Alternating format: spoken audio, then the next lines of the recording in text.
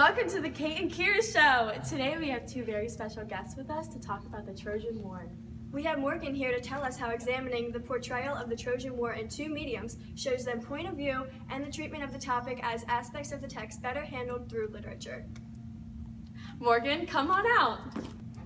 Hello, thanks for having me. Thanks for coming. So tell me, what is your opinion on the effectiveness of point of view in the text? In the text, the story is told in a third-person point of view, and thoughts and feelings of each character is accounted for throughout the text. And how do you think the point of view influences the meaning? Aeneid is told from the Trojan point of view, making the Greeks appear as deceitful and dishonest. Their ideas use the horse with sneaky attack in the view of the Trojans. So then how does this differ from the Iliad? The Iliad is told from the Greek point of view, making the Greeks seem strong and powerful compared to the Trojans. Now, having discussed the point of view, do you prefer that of the text over the film? Yes, the point of view in the text showing one side is much stronger in my opinion. And why is that? Because it allows for a much clearer characterization. Ah yes, characterization. We will be discussing that idea very shortly. So, do you think the text uses an effective structural choice? Yes. How so? How does it begin? The Iliad uses a great structural choice starting with the true statement of theme. And what is the statement of theme? The statement of theme explains how the rage of Achilles was caused by the death of many Greeks. And what is the first scene of this portrayal? After the statement of theme, the Iliad moves into the first scene, and a priest is asking Agamemnon for his daughter back, whom he has taken as a war prize. Agamemnon declines, and the priest turns to Apollo for help. From this point, how are the events told? The story is told in chronological order from this point. Do you think this is an effective choice? Yes, this choice creates the effect of suspense because you want to know what happens next. Do you believe this is more effective than the film? I do, because the first cuts some important events and doesn't always follow the order in which events occur.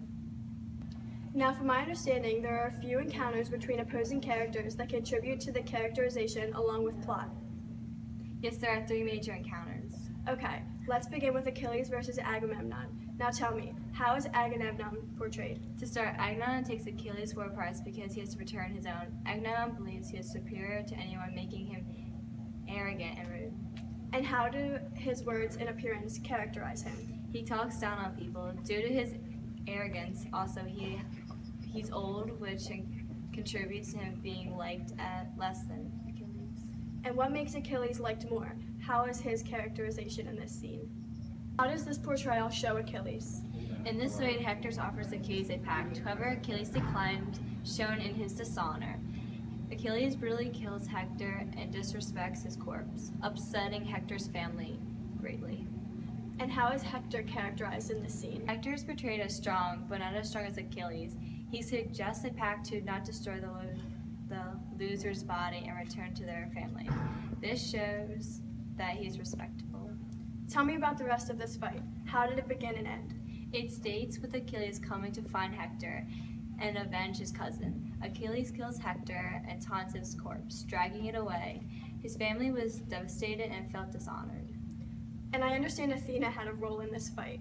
How does she do this? Yes, Athena disguises herself as Hector's brother and encourages him to fight Achilles, whom she favors. During this fight, she aids Achilles to help him win. What does this signify? This signifies the role of gods and the goddesses. During these times, they were powerful and portrayed as the controllers of many events. Now I believe there is only one encounter left to discuss. Yes, when Priam goes to ask for Hector's body back from Achilles, things change. What do you mean by things change? We see a new side of Achilles. Please explain. Priam argues that Hector was his last bravest son who deserved a proper burial. Achilles is calmer and returns the body to Priam. This shows Achilles as understanding. How do you think this ties in with the theme? Well, if you remember, when I said the statement of theme was about Achilles' rage, this all ends up to be the end of his rage. Wow, that really does tie it all together. Now, Morgan, I have one final question, if you don't mind answering. No, of course not. Do you think the medium emphasizes any information or events? I think that the text emphasizes both information and events with written details and explanation of almost everything. Okay, well that's all the time we have for today. Next we're going to talk with Kate and Selena about the film. Thanks for coming, Morgan. Thanks for having me.